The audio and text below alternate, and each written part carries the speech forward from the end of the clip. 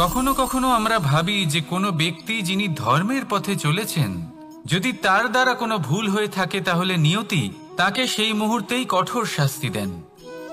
কিন্তু সেই সব মানুষ যারা সংসারের সবথেকে বড় অধর্মী, বহু নিকৃষ্ট মানের কাজ করেন, তাদের নিয়তি অনেক সুযোগ দেন। তাদের নিয়তি এরকম কঠোর প্রহার করেন না। এই ভাবনা কখনো না কখনো মনে আসেই। ভেবে দেখুন কেন? আসলে জীবনকে বেশিরভাগ মানুষ একভাবেই দেখে থাকেন, বিভিন্ন স্তরে একে দেখা উচিত। এবার আপনি বলুন, এই সংসারে কোনো অধর্মী কখনো প্রেরণার উৎস হতে পারেন? কখনোই নয়। যে মানুষ নিজের আত্মাকে মলিন করে ফেলেছেন, তিনি এই সংসারকে কিভাবে প্রেরণা যোগাবেন? উনি নিজেই বুঝতে পারেন না কোনটা করা উচিত, ধর্ম কোনটা। তাই নিয়তি তাকে একটা সুযোগ দেন, এটা বোঝার সুযোগ দেন যে কোনটা উচিত, কোনটা ধর্ম। সুযোগ দেন নিজের বিবেক জাগিয়ে তোলার, তাকে সুযোগ দেন নিজের অন্তরাত্মার ডাক শোনার। যখন তাতেও কাজ হয় না, তখন নিয়তির কাছে একটাই পথ বাকি থাকে, আর তা হল মহাবিনাশ। মহাবিনাশ হয়তো দেরিতেই আসতে পারে, কিন্তু তা অবশ্যই আসবে। আর যখন মহাবিনাশ আসে, তখন মহাবিনাশের যন্ত্রণা সমগ্র মানব জীবনের যন্ত্রণার থেকে অনেক বেশি হয়। এই কথাটা সবসময় মনে রাখবেন। আর অন্যদিকে যে মানুষ ধর্মের পথে চলছেন, তার দ্বারা যদি কোনো ভুল হয়ে থাকে, তখন নিয়তি তার পরীক্ষা নেন। কিছুক্ষণের জন্য মানুষের মনে হতে পারে নিয়তি তাকে কঠোর শাস্তি দিয়েছেন, কিন্তু সময়ের সাথে আমরা সবাই দেখি যে যখন সেই মানুষ সেই পরীক্ষায় উত্তীর্ণ হন, এই সমস্ত সংসারের জন্য প্রেরণার উৎস হয়ে ওঠেন। অর্থাৎ নিয়তি প্রত্যেক মানুষকে তার কর্ম অনুসারে উচিত ফলও দেন, উচিত শাস্তিও দেন। পার্থক্য হলো শুধুমাত্র সময় আর আপনার দৃষ্টিভঙ্গির। তাই ধর্মের পথে চলুন আর আমার সাথে ভালোবেসে বলুন, রাধা রাধা। দ্বিধাবোধ। অনেক সময় আমরা জীবনে সেই বাঁকে এসে পৌঁছই যেখানে আমরা বুঝতেই পারি না যে এবার কোন দিক নির্বাচন করা উচিত। কখনো এদিকে যাওয়া উচিত মনে হয়, কখনো ওদিকে যাওয়া উচিত মনে হয়, কখনো দুদিকেই যাওয়া প্রয়োজনীয় বলে মনে হয়, কিন্তু তা তো সম্ভব নয়। কখনো কখনো এটা মনে হয় যে এখানেই থেমে যাওয়া ভালো, কোথাও না যাওয়াই শ্রেয়। এবার একেই তো দ্বিধাবোধ বলে। সংসারে এমন কোনো দ্বিধা নেই যার সমাধান সম্ভব নয়। এই দ্বিধাবোধ স্বাভাবিক। আর আপনার এই দ্বিধাকে আমি একটু সরল করে দিই। দ্বিধাগ্রস্ত হয়ে নির্বাচন করলে তখন এটা মাথায় নিয়ে করবেন যে আপনার এই নির্বাচনের ফলে এই সংসারের ওপর, এই সমাজের ওপর কি প্রভাব পড়তে পারে।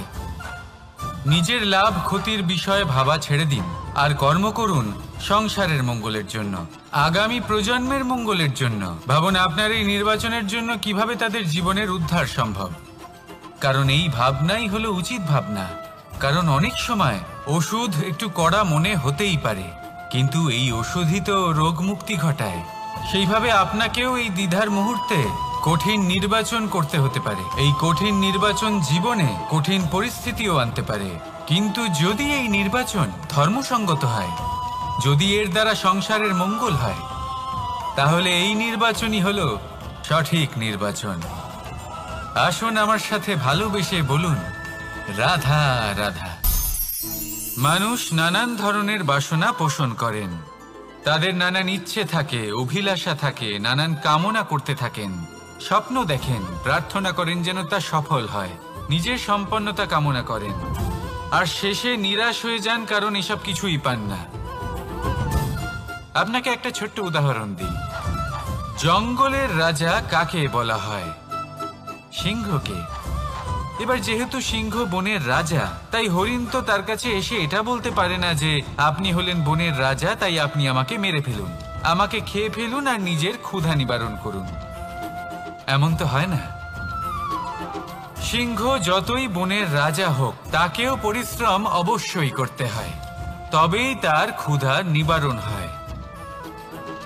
সেইভাবেই আপনার সমস্ত স্বপ্ন, আপনার সমস্ত ইচ্ছে, আপনার সমস্ত অভিলাষা, সমস্ত আকাঙ্ক্ষা পূরণ হবেই, অবশ্যই হবে, পরিশ্রমের দ্বারা। শুধু ভাবলেই হবে না। তাহলে আপনিও জীবনে পরিশ্রম করুন, নিজের সমস্ত স্বপ্ন পূরণ করুন, আর আমার সাথে ভালোবেসে বলুন, রাধা রাধা।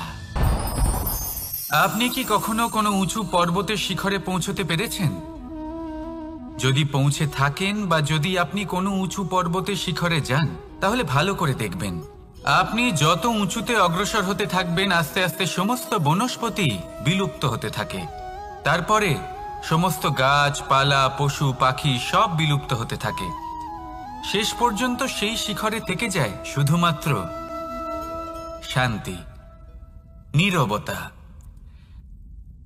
আমাদের মানুষের সাথেও এটাই হয়। মানুষ যখন আত্মবিকাশের পথে অগ্রসর হতে থাকে এবং নিজের জীবনের শিখরে পৌঁছতে চায়, তখন তার একা থাকা অত্যন্ত প্রয়োজনীয় হয়। আর তাকে তখন ত্যাগ করতে হয় নিজের সুখ স্বাচ্ছন্দ্য, নিজের সম্পত্তি, নিজের সমৃদ্ধি, নিজের সৌন্দর্য। দেখুন, জীবনের শিখরে পৌঁছনো একেবারেই সহজ কাজ নয়।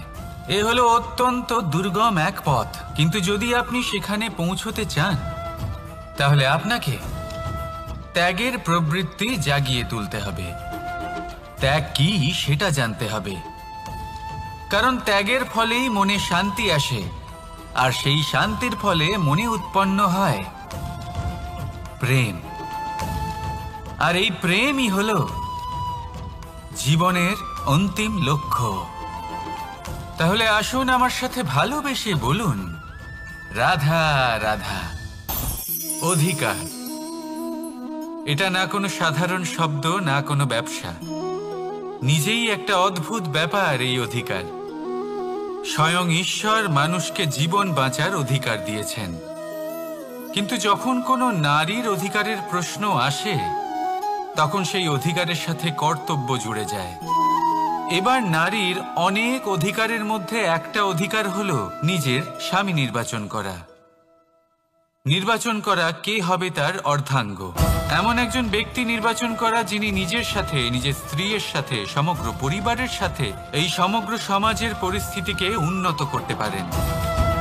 তাহলে ভাবুন, নিজের জন্য স্বামী বেছে নেওয়া কত বড় অধিকার, আর যোগ্য স্বামী বাছা তার থেকেও বড় কর্তব্য। তাই নারীর অধিকারের সাথে যখন কর্তব্য শব্দ জুড়ে যায়, অধিকার নামক শব্দের মাহাত্ম্য আরো বেড়ে যায়। আপনিও নিজের জীবনে নিজের অধিকারের সাথে কর্তব্যকে জুড়ে দেখুন। যদি এরকম করেন, তাহলে সমস্ত স্বপ্ন পূর্ণ হবে, আর মন প্রসন্ন হয়ে বলবে, রাধা রাধা। কর্ম, কর্ম সর্বদাই শান্ত মনে করুন। ভিতের সেই ইটের মতো করুন যে শান্তভাবে 7 হাত গভীরে অবস্থান করে। সবার চোখ যায় শিখরের সেই পতাকার দিকে, কিন্তু শিখরে থাকা সেই পতাকা প্রতীক হলো ভিতের মধ্যে থাকা সেই ইটের শক্তির, যে শান্ত মনে নিজের কাজ করে গেছে। তাই এইভাবেই নিজের কর্ম করুন শান্ত মনে, সন্তোষ ভাব নিয়ে। কলরব যা করার তা আপনার সাফল্যকে করতে দিন, কারণ যখন সাফল্যের এই জয় জয়কার চারিদিকে ছড়িয়ে পড়ে, তখন কর্মের এই মৌনতা আরো শক্তিশালী হয়ে ওঠে। তাহলে আসুন আমার সাথে ভালোবেসে বলুন, রাধা রাধা। পরীক্ষা এমন একটা শব্দ যেটা শুনে সংসারের বেশিরভাগ মানুষই ভয়ভীত হয়ে পড়েন। কারণটা কি? অসফলতার ভয়। পরীক্ষা এই শব্দের যদি আমি অন্য দিকটা দেখাই, তার তাৎপর্য এই নয় যে আপনার দুর্বলতা সবার সামনে তুলে ধরবে। এটা তো হলো সেই যুক্তি যা আপনার বল, সাহস, শক্তিগুলি সবার সম্মুখে তুলে ধরবে। আগে হ্যাঁ, এটাই হলো সেই যুক্তি। আপনি নিজেই কখনো দেখবেন পরীক্ষার সময় আপনার অন্তরের অনেক গুণ বাইরে বেরিয়ে আসে। এমন কোনো শক্তির উদ্ভব হয় যার বিষয়ে আপনি নিজেও জানতেন না, ঠিক কিনা? তাই এই পরীক্ষাকে কখনো ভয় পাবেন না। বিশ্বাসের সাথে নির্ভীক হয়ে এটার সম্মুখীন হন। দিনের শেষে এই পরীক্ষা শুধুই আপনাকে উজ্জ্বল করবে, আপনাকে আরো শ্রেষ্ঠ করে তুলবে। তাহলে আসুন আমার সাথে ভালোবেসে বলুন, রাধা রাধা। জলে জলকেলি করতে কে না ভালোবাসেন? আমাদের মধ্যে প্রত্যেক মানুষ চান কোথাও একটা সরোবরে, কোনো নদীতে, জলের মাঝে জলক্রীড়া করে আনন্দ উপভোগ করতে, তাই তো? এবার বলুন, আমাদের মধ্যে এমন কে কে আছেন যারা সাগরের ঢেউয়ের মধ্যে এক পাড় থেকে অন্য পাড়ে সাঁতার কেটে যাবার সাহস রাখেন? কে আছেন এমন? এবার এই কাজ তো হলো অত্যন্ত কঠিন। আমরা পাড় পছন্দ করি, জলকেলি করতে ভালোবাসি, কিন্তু পাড়ের কাছে, সমুদ্রের ঢেউয়ে নয়। কিন্তু একটা কথা মনে রাখবেন, যেই দিন এই পাড়ের কথা ভুলে গিয়ে আমরা সাগরের ঢেউয়ের সাথে লড়াই করার সাহস রাখব, সেই দিনই সাগরের ঢেউয়ের সাথে লড়াই করার শক্তিও আমরা পেয়ে যাব। পাড় আমাদের অত্যন্ত প্রিয়, আমাদের সুরক্ষিত রাখে, কিন্তু এটা আমাদের দুর্বল করে তোলে। তাই এই পাড়ের মায়া ত্যাগ করুন আর সাগরের ঢেউয়ের সাথে লড়াই করার সংকল্প নিন। নিজের প্রতি বিশ্বাস রাখুন, তারপর দেখুন কি হয়। সফলতার শিখরে আপনার এই জীবন পৌঁছবে আর ভালোবেসে বলবে, রাধা রাধা। মানুষ যখনই নিজের জীবনে নতুন কিছু করতে যায় তখন ভয়ভীত হয়ে থাকে, ভাবে যদি আমি অসফল হই তাহলে কি হবে, কে কি ভাববে, কেউ আমাকে দেখে হাসবে কিনা। যদি আমি আমার মতামত দিই তাহলে বলবো, এইসব পরীক্ষার সম্মুখীন হতে কখনো ভয় পাবেন না, কারণ যাই হোক না কেন পরিণাম দুটোই হতে পারে। একটা হয় আপনি জিতে যাবেন, দ্বিতীয় পরিণাম আপনি হেরে যাবেন। খুব সোজা। যদি জিততে পারেন আপনি সবাইকে নেতৃত্ব দিতে পারবেন, কিন্তু যদি আপনি হেরে যান তাহলে আপনার কাছে সেই অভিজ্ঞতা থাকবে যা দিয়ে আপনি আগামী প্রজন্মের পথপ্রদর্শক হবেন। এবার ভাবুন, এই অভিজ্ঞতা দ্বারা আপনি কাউকে সাহায্য করছেন যা দিয়ে সে নিজের স্বপ্ন পূরণ করতে পারবে। খুব পুণ্যের বিষয় এটা। একটা সহজ কথা জেনে রাখুন, জয় হোক বা পরাজয় দুটো একই দিকে নিয়ে যায়, আর সেটা হলো জয়ের দিকে। শুধু নিজের দৃষ্টিভঙ্গি শুভ করে তুলুন আর নিজের পরীক্ষাগুলিকে সীমিত করে তুলবেন না। নিজের এই সীমাগুলিকে আহ্বান জানান, নিজের ব্যক্তিত্বকে বিশাল করে তুলুন, শক্তিশালী করে তুলুন, আর আমার সাথে ভালোবেসে বলুন, রাধা রাধা। এই সম্পর্ক হলো গুরু এবং শিষ্যের। গুরু হলেন ধনুকের সেই প্রত্যঞ্চার মতো যিনি নিজেকে পেছনে রেখে শিষ্যকে তার গন্তব্যের দিকে এগিয়ে দেন, তাকে নিজের লক্ষ্য ভেদ করতে দেন, আর সর্বদাই কঠোর হয়ে থাকেন যাতে শিষ্য কখনোই নিজের লক্ষ্যচ্যুত না হয়। ধন্য হলেন এমন গুরু যারা শিষ্যকে নিজের গন্তব্যে পৌঁছেও দেন এবং তার সব কৃতিত্ব তাকেই দেন, নিজের শিষ্যকে, নিজের বাণকে। তাহলে আপনারা চিরকাল এরকম গুরুকে মনে রাখবেন, সর্বদা তাদের সম্মান করবেন, সর্বদা তাদের ভালোবাসবেন, কখনো জীবনে পিছিয়ে পড়বেন না আপনি। আসুন আমার সাথে ভালোবেসে বলুন, রাধা রাধা। আপনি কখনো আতর মেখেছেন? একটা শ্রেষ্ঠ আতরের গুণ হলো ওকে মাখার পরে অনেক দিন পর্যন্ত তার সুবাস থেকে যায়। তারপরে আপনি বস্ত্র বদল করুন বা রেখে দিন, তার সুবাস থেকেই যায়। এবার ধরে নিন এই আতর হলো আপনার কর্ম, আর আপনার শরীর, আপনার বস্ত্র হলো আপনার জিহ্বা। যত শ্রেষ্ঠ আপনার কর্ম হবে তত বেশি এই সংসার আপনাকে জানবে। আপনার কর্ম যদি সর্বশ্রেষ্ঠ হয় তাহলে সারা জীবন মনে রাখবে, আর জীবনের পরেও আপনাকে ভুলবে না। এই কর্ম ধর্ম ভেবে পালন করবেন, কারণ এই চিন্তা ভাবনাই সত্য হয়ে সামনে আসে। সেই জন্য ভাবনাকে পুষ্ট করুন, যুক্তিবোধ শ্রেষ্ঠ করে তুলুন, সবকিছু নিজে থেকেই হয়ে যাবে। পথ আপনা থেকেই সামনে চলে আসবে, কর্ম নিজে থেকেই হতে থাকবে। শুধু কর্ম ধর্ম মনে করে পালন করতে থাকুন। আর আমার সাথে ভালোবেসে বলুন, রাধা রাধা। এই জীবন, এই জীবন দেখতে গেলে কিন্তু খুবই কঠিন। এই জীবন কি করি হে নারায়ণ, এটাকে একটু সহজ কি করে করে তোলা যায়, এই প্রশ্নই তো আসছে মনে। এর উত্তর স্বয়ং সেই মানুষের মধ্যেই লুকিয়ে, তার সিদ্ধান্তে, তার নির্বাচনের মধ্যে লুকিয়ে। এবার জীবনের যে কঠিন সময়গুলো থাকে সেগুলো সেই প্রসঙ্গের মতোই হয়। যেমন ধরুন, আপনি হাঁটছেন হাঁটছেন আর হঠাৎ করে পায়ে কাঁটা ফুটে গেল। এবার আপনি কি করবেন? এমনও ব্যক্তি আছেন যারা সেই কষ্টের কারণে, সেই কষ্ট পাওয়ার ভয় পিছিয়ে আসেন। এমনও কিছু ব্যক্তি থাকেন যারা সেই আঘাতে নিরাময় করার জন্য সময় নষ্ট করবেন, কতটা জানি না। এমনও কিছু ব্যক্তি থাকতে পারেন যিনি হয়তো সেই কাঁটাকে তুলে নিয়ে তার ব্যবহার গজালের মতো করবেন, তাকে দেওয়ালে পুঁতে একটা সুন্দর ছবি লাগাবেন, যাতে সেই দেওয়াল আরো সুন্দর দেখতে মনে হয়। এটাই জীবনের সাথেও হতে পারে। এবার দেখুন, জীবন হলো কঠিন নাকি অত্যন্ত কঠিন সেটা গুরুত্বপূর্ণ নয়, সেটাকে সরল করার জন্য আপনি কি করছেন সেটা গুরুত্বপূর্ণ। জেনে রাখুন, আমরা সবাই মরণশীল, আমাদের সবার মৃত্যু হবে, প্রত্যেককেই এক না একদিন অবশ্যই মরতে হবে। এবার যখন সেটা হতেই চলেছে, তাহলে ভয় কেন পাবো, চিন্তা কেন করব? দুশ্চিন্তা করলে কি এর সমাধান হয়ে যাবে? কখনোই নয়। যা প্রারব্ধ তা হবেই। তাই জীবন এই কিছুক্ষণ আপনাকে বাঁচার জন্য দিয়েছে, তা বাঁচতে শুরু করে দিন। জীবনে যা পরিস্থিতি আসুক তা ধন্যাত্মক দৃষ্টিভঙ্গি দিয়ে দেখা শুরু করুন। এটা যদি আপনি শিখে নিতে পারেন, তাহলে আপনার এই জীবন সুখ ও প্রসন্নতা দ্বারা ভরে উঠবে। আর এই প্রসন্নতাই আপনি বলবেন, রাধা রাধা। বৃষ্টির জল যখন মেঘের দ্বারা টিপ টিপ করে ঝরে পড়ে তখন কি ভালো লাগে, তাই না? শুধু যে এই আবহাওয়া ভালো করে তুলে তাই নয়, এই মাটিতে সমাহিত হয়ে একটা অত্যন্ত সুন্দর গন্ধ উৎপন্ন করে।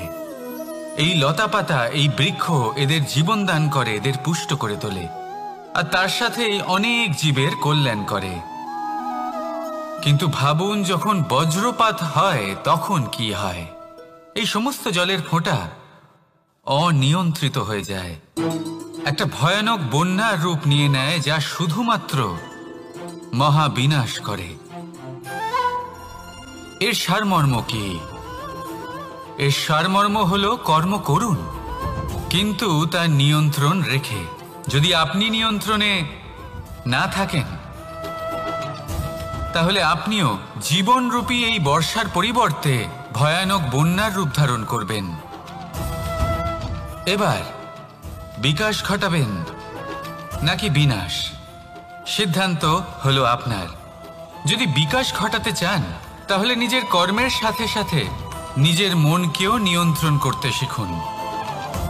এই মনকে সংযত করুন, একে নিয়ন্ত্রণে রাখুন, নিজের কর্মকে নিয়ন্ত্রণে রাখুন, ভারসাম্য বজায় রাখুন। আর আমার সাথে ভালোবেসে বলুন, রাধা রাধা। কখনো ঘোড়া আর তার ঘোড়সওয়ারিকে দেখেছেন?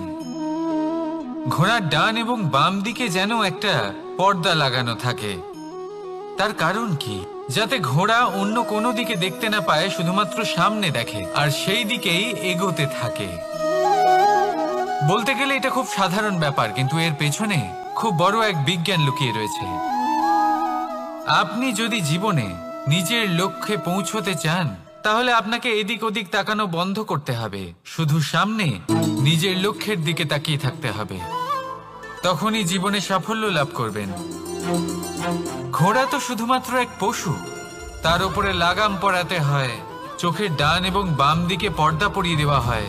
আপনি হলেন মানুষ, আপনাকে লাগাম কে পরাবে? কেউ না। এটা আপনাকে নিজেকেই করতে হবে। মনের গভীরে প্রবেশ করুন আর আবেগগুলিকে লাগাম পরান, তাদের নিয়ন্ত্রণ করতে শিখুন। আর নিজের দৃষ্টি সামনে, শুধু নিজের লক্ষ্যের দিকে। মনে রাখবেন, যদি আপনার দৃষ্টি শুধুমাত্র নিজের লক্ষ্যে থাকে, তাহলে লক্ষ্য ভেদ অবশ্যই করবেন। যদি একাগ্রতা এদিক ওদিক চলে যায়, তাহলে লক্ষ্য হারিয়ে যাবে। রাধা রাধা। যথা রাজা তথা প্রজা, যথা বীজ তথা বৃক্ষ, যথা ভূমি তথা অঙ্কুর। কি সুন্দর শব্দ এগুলি! আর যতটাই সুন্দর ততটাই গভীর হলো তার অর্থ। যেমন রাজা হবেন, প্রজা তেমনই হবেন। যেমন ভূমি হবে, অঙ্কুরও তেমনই হবে। কখনো গভীরে গিয়ে এই কথার অর্থ বোঝার চেষ্টা করেছেন আপনি? রাজা এই শব্দের মূল হলো রজ। রজ কথার অর্থ হলো মাটি। অর্থাৎ রাজা হলেন তিনি যিনি মাটির সাথে যুক্ত। রাজা হলেন তিনি যিনি প্রজাদের সম্মান করবেন, তাদের যত্ন নেবেন, তাদের চোখে জল দেখলেই চিন্তিত হয়ে উঠবেন, তাদের অশ্রু মোছার জন্য সমস্ত সম্ভাব্য চেষ্টা করবেন, তাদের সুখী রাখার জন্য সমস্ত চেষ্টা করবেন। রাজা এরকম হয়। এবার এই সমস্ত গুণ যদি একজন রাজার মধ্যে না থাকে, তাহলে প্রজার মধ্যে অসন্তোষ দেখা যায়। আর এই অসন্তোষ বিদ্রোহের রূপ নেয়।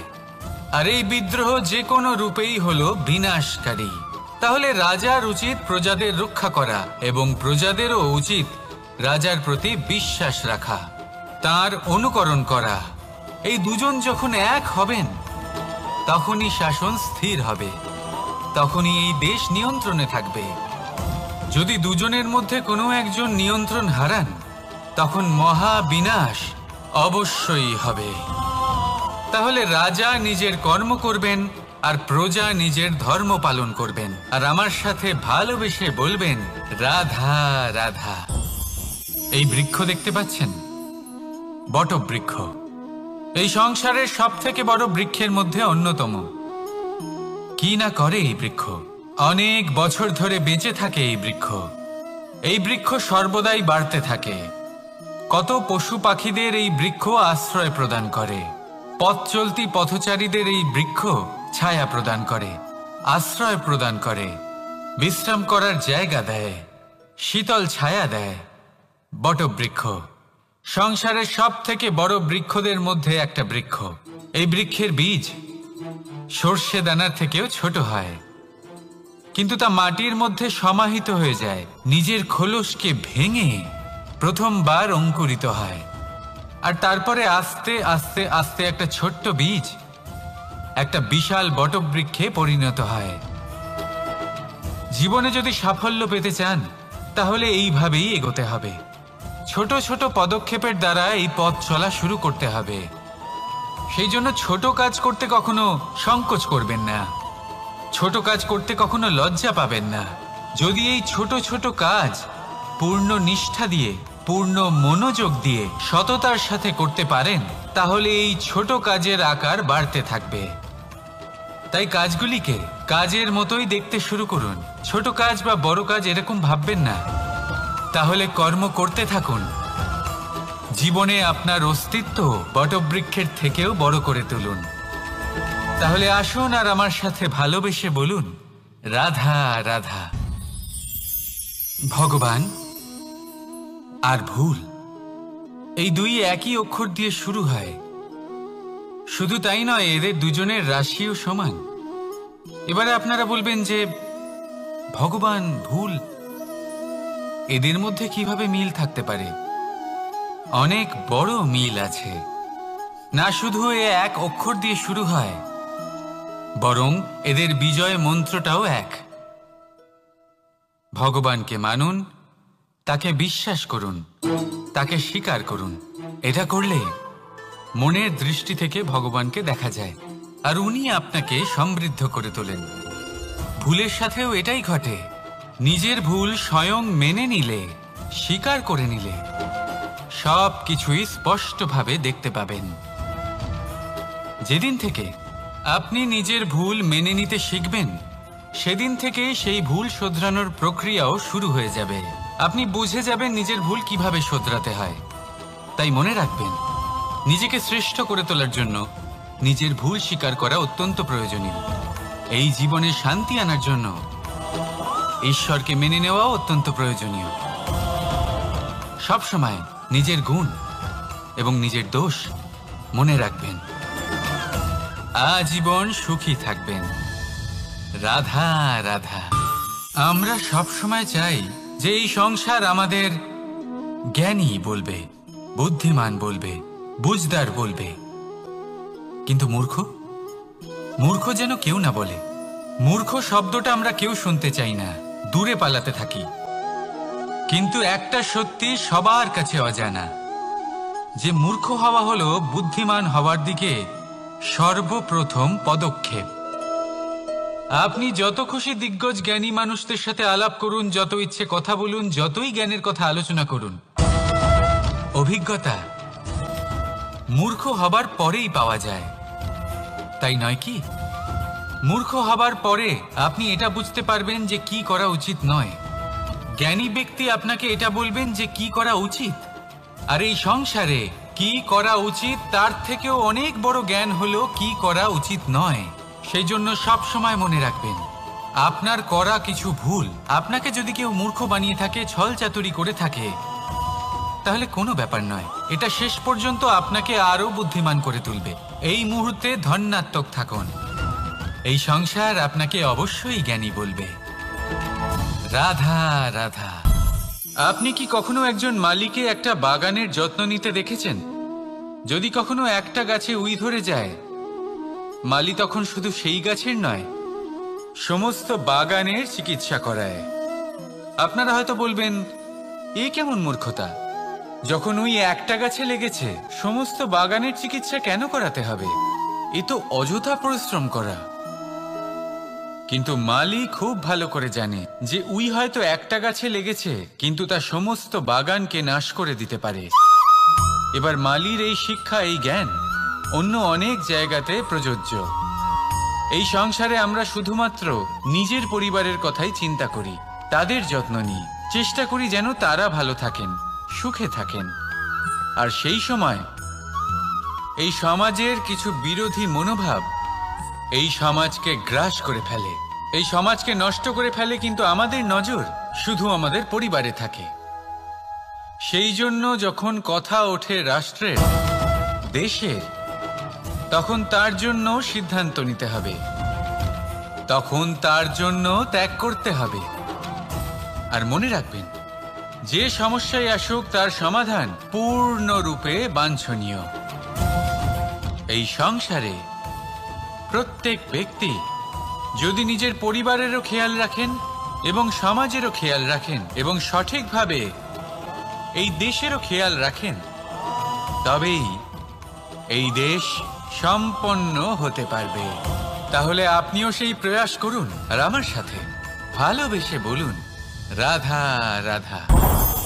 কথায় বলা হয়, জীবনে ভালোবাসাই হলো সুখের মূল। এটা সত্য। এবার প্রশ্ন হলো এটাই যে এই ভালোবাসা কার সাথে করা উচিত।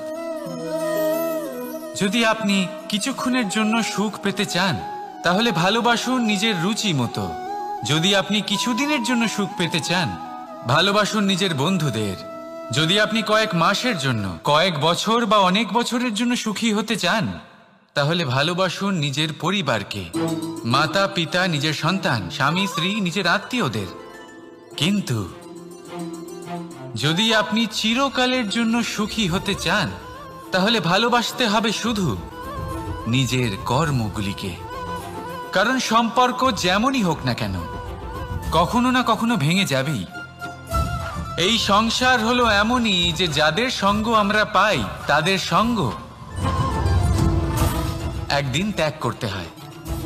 শুধু কর্মই হলো এমন এক সঙ্গ যা কখনো আপনাকে ত্যাগ করবে না। আপনার মৃত্যুর পরেও এই কর্ম আপনাকে বাঁচিয়ে রাখবে। তাই সবসময় মনে রাখবেন, এই কর্ম ধর্ম মনে করে পালন করা উচিত। জীবনের শেষ মুহূর্ত পর্যন্ত কর্মকে ভালোবাসুন, জীবনের শেষ মুহূর্ত পর্যন্ত সুখে থাকবেন। আর আমি তো সবসময় বলি, শুধু কর্ম করতে থাকো, ফলের চিন্তা করো না। তাহলে আসুন আর আমার সাথে ভালোবেসে বলুন, রাধা রাধা। কখনো কখনো আমরা ভাবি যে কোনো ব্যক্তি যিনি ধর্মের পথে চলেছেন, যদি তার দ্বারা কোনো ভুল হয়ে থাকে, তাহলে নিয়তি তাকে সেই মুহূর্তেই কঠোর শাস্তি দেন। কিন্তু সেই সব মানুষ যারা সংসারের সবথেকে বড় অধর্মী, বহু নিকৃষ্ট মানের কাজ করেন, তাদের নিয়তি অনেক সুযোগ দেন। তাদের নিয়তি এরকম কঠোর প্রহার করেন না। এই ভাবনা কখনো না কখনো মনে আসেই। ভেবে দেখুন কেন? আসলে জীবনকে বেশিরভাগ মানুষ একভাবেই দেখে থাকেন, বিভিন্ন স্তরে একে দেখা উচিত। এবার আপনি বলুন, এই সংসারে কোনো অধর্মী কখনো প্রেরণার উৎস হতে পারেন? কখনোই নয়। যে মানুষ নিজের আত্মাকে মলিন করে ফেলেছেন, তিনি এই সংসারকে কিভাবে প্রেরণা যোগাবেন? উনি নিজেই বুঝতে পারেন না কোনটা করা উচিত, ধর্ম কোনটা। তাই নিয়তি তাকে একটা সুযোগ দেন, এটা বোঝার সুযোগ দেন যে কোনটা উচিত, কোনটা ধর্ম। সুযোগ দেন নিজের বিবেক জাগিয়ে তোলার, তাকে সুযোগ দেন নিজের অন্তরাত্মার ডাক শোনার। যখন তাতেও কাজ হয় না, তখন নিয়তির কাছে একটাই পথ বাকি থাকে, আর তা হল মহাবিনাশ। মহাবিনাশ হয়তো দেরিতেই আসতে পারে, কিন্তু তা অবশ্যই আসবে। আর যখন মহাবিনাশ আসে, তখন মহাবিনাশের যন্ত্রণা সমগ্র মানব জীবনের যন্ত্রণার থেকে অনেক বেশি হয়। এই কথাটা সবসময় মনে রাখবেন। আর অন্যদিকে যে মানুষ ধর্মের পথে চলছেন, তার দ্বারা যদি কোনো ভুল হয়ে থাকে, তখন নিয়তি তার পরীক্ষা নেন। কিছুক্ষণের জন্য মানুষের মনে হতে পারে নিয়তি তাকে কঠোর শাস্তি দিয়েছেন, কিন্তু সময়ের সাথে আমরা সবাই দেখি যে যখন সেই মানুষ সেই পরীক্ষায় উত্তীর্ণ হন, এই সমস্ত সংসারের জন্য প্রেরণার উৎস হয়ে ওঠেন। অর্থাৎ নিয়তি প্রত্যেক মানুষকে তার কর্ম অনুসারে উচিত ফলও দেন, উচিত শাস্তিও দেন। পার্থক্য হলো শুধুমাত্র সময় আর আপনার দৃষ্টিভঙ্গির। তাই ধর্মের পথে চলুন আর আমার সাথে ভালোবেসে বলুন, রাধা রাধা। দ্বিধাবোধ। অনেক সময় আমরা জীবনে সেই বাঁকে এসে পৌঁছই যেখানে আমরা বুঝতেই পারি না যে এবার কোন দিক নির্বাচন করা উচিত। কখনো এদিকে যাওয়া উচিত মনে হয়, কখনো ওদিকে যাওয়া উচিত মনে হয়, কখনো দুদিকেই যাওয়া প্রয়োজনীয় বলে মনে হয়, কিন্তু তা তো সম্ভব নয়। কখনো কখনো এটা মনে হয় যে এখানেই থেমে যাওয়া ভালো, কোথাও না যাওয়াই শ্রেয়। এবার একেই তো দ্বিধাবোধ বলে। সংসারে এমন কোনো দ্বিধা নেই যার সমাধান সম্ভব নয়। এই দ্বিধাবোধ স্বাভাবিক। আর আপনার এই দ্বিধাকে আমি একটু সরল করে দিই। দ্বিধাগ্রস্ত হয়ে নির্বাচন করলে তখন এটা মাথায় নিয়ে করবেন যে আপনার এই নির্বাচনের ফলে এই সংসারের ওপর, এই সমাজের ওপর কি প্রভাব পড়তে পারে।